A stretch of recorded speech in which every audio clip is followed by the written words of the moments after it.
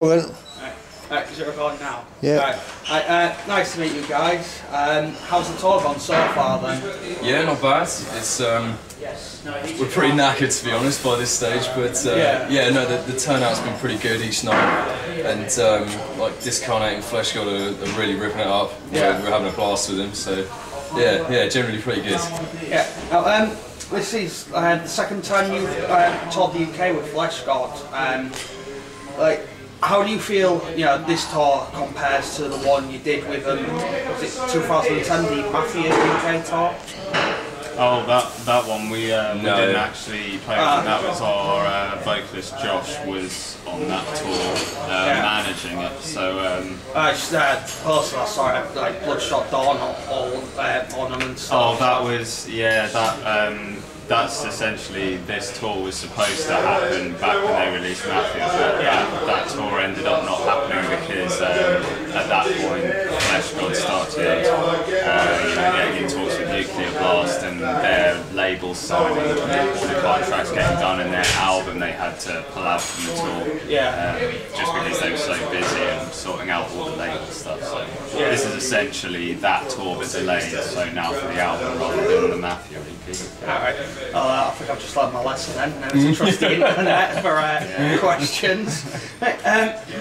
You guys recently released your self-titled album, and you recorded it in Rome. Obviously, a lot of unsigned bands don't get that opportunity, because they don't have labels funding and stuff like that. So, what was it like for you guys, to get across to Rome and actually record the album? Well, to be honest, it was actually a hell of a lot cheaper than a lot of the options that we were looking at in England, which was great because obviously we got to go and see Rome, we got to work with Stefano, who's an absolute legend, and it was still on an alright budget, so although we are now absolutely skint, it could have been a lot worse, Yeah. How do you feel the new album compares to your earlier releases? I can't remember when the old one was released. I know it was quite a while back now. It's just sort of a general, quite sort of obvious progression, really. I mean, it's a lot more technical now. Yeah. I'd say we're faster now as well, aren't we? A little bit faster. Yeah, I mean, we still mix up the tempos and stuff, but we've got stuff now which is more technical and intense than the old stuff. Yeah. Probably a fair few more influences as well, which we've always had tons, so it's the list is just getting bigger and bigger. Yeah. Speaking of influences, what would you say were both the biggest lyrical and musical influences on the album? You're lyrical. I'm slightly lyrical. Josh, our vocalist, writes most of the lyrics on the album. We cover a lot of different things, really. I mean, the lyrics I write, I only wrote lyrics for 2 songs, myself, and those were more about personal experience, just events that have happened to me over the last couple of years. But we talk about a lot of different things, like religion, classic metal thing to go into, but also the whole 2012 thing, end of the world, is something we talk about a lot, apocalyptic sort of scenarios. So the state of man and blah blah blah, all that kind of how we're destroying ourselves is quite a big lyrical theme, which Josh is really interested in, so that comes up a lot. Musically, I mean, we just try to blend all our influences from metal together while trying to still sound like ourselves and not sound like all our favourite bands just kind of cut and pasted together so that it didn't flow or something. So I mean, that's a massive thing for me, is just making sure the songs really flowed well but had a lot of different things going on in them. So yeah, musically we just try to be really diverse but not so that it alienates, fragmented and stuff. Bloodshot Dawn is a quite sort of unique name compared to other death metal bands. What's the sort of general sort of imagery you're trying to portray with the band's name? The band name, actually, it's been around for about 9 or 10 years. And it's, I have a feeling it's actually something to do with waking up really, really stoned. So it's not actually it may be all that significant. Maybe reflects sort of our outside of sort of like side of things. Like we've a lot of people comment at the moment about one of our studio videos from Rome where and here and our drummer Doug are both completely wrecked after our drum recording got finished, and so I think we've got a slightly sort of, you know, maybe party image going on. So I think the name reflects more than anything just the fact that we wake up quite often with a hangover or whatever in the morning. But I mean, I think actually now just especially with all our lyrical stuff about like an apocalyptic scenario, I think the name actually now, although not originally intended for it, really reflects a lot of that lyrical stuff as well. Yeah. And the album artwork for the album really ties in with the name as well. Got some really sick artwork from Paralofson, awesome artist who did our artwork, and yeah, I mean the image on the front cover of like the world kind of being destroyed and getting sucked into this black hole kind of thing. Yeah. It really works with the band name and stuff, I think. Very vibrant.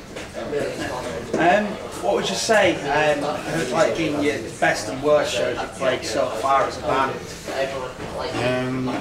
I think like the first show for us was probably the one where. Do you mean tour specific or? Just anything really, tours or just individual shows. Oh, okay. There was one. Was it? Do you remember the last time we did with Lauder or Inflated Disciple? I think it was one. Was it like Leeds or something? But I can't remember exactly where it was. But I think more or less we were playing to the other bands, the sound engineer. Maybe 1 or 2 ticket sales. I've been literally 1 or 2, something like that. Yeah. So that wasn't great, but you know, that was the fault of the promoter rather than anything else. So we weren't too annoyed about it or anything. Nothing really worse than just playing to like an empty room. Yeah, I can imagine it being pretty disheartening. It's just a bit of a pain in the arse. I mean, so to counteract that, like we did Bloodstock a few years ago on the Unsigned stage, and that was amazing. We got a really good reaction, and that was, for me personally, that was probably one of my favourite gigs. Yeah, I wasn't in the band then, so I didn't get to benefit from the best gig. There'll be other ones. Yeah, you guys will probably end up doing some European festivals in the future. Yeah, we hope so. Yeah. Well, I mean, we've had a couple of shows on this tour which have been really, really awesome. Ireland, playing in Dublin the other night, and then in Huddersfield actually. Just the crowds were really awesome, like really enthusiastic, and it just makes it so much more fun to play when everyone's going mental. Yeah.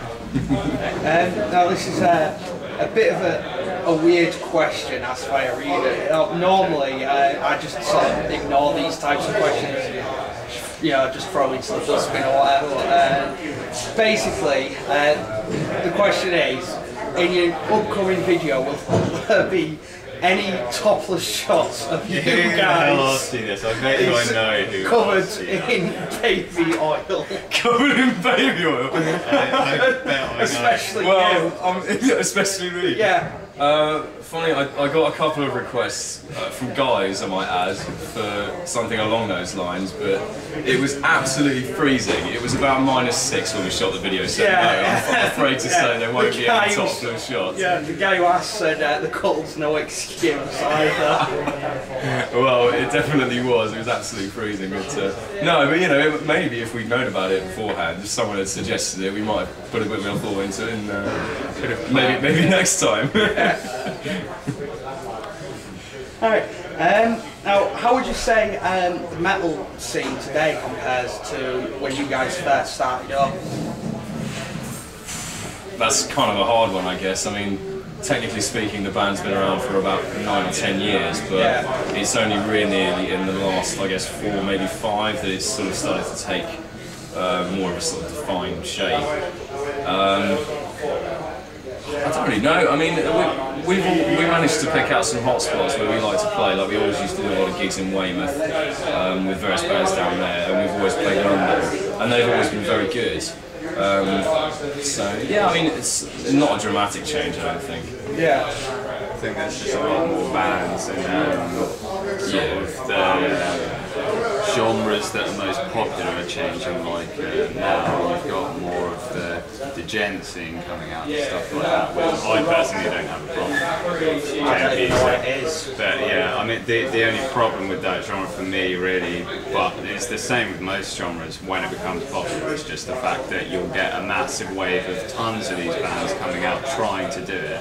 Yeah. Because they like it without actually doing anything different, or you know, a lot of the time not doing it particularly well even, and then you just get tons of bands just flooding the scene and too many gigs, so audiences get spread thin or whatever. So I mean, there's some problems with that, but I think at the moment, like, the scene's getting a little better in places. Like in the south, I think it's getting a little better for us around like Portsmouth and stuff at the moment, which is more our local scene. So it's looking a bit better there for us, which is a good thing. How would you describe your music in 5 words or less? It's always hard.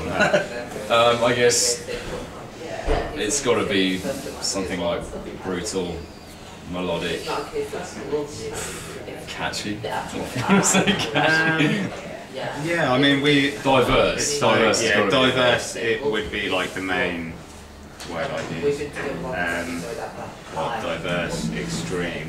Yeah, diverse, extreme, melodic, definitely. I think we've listed about 10 now.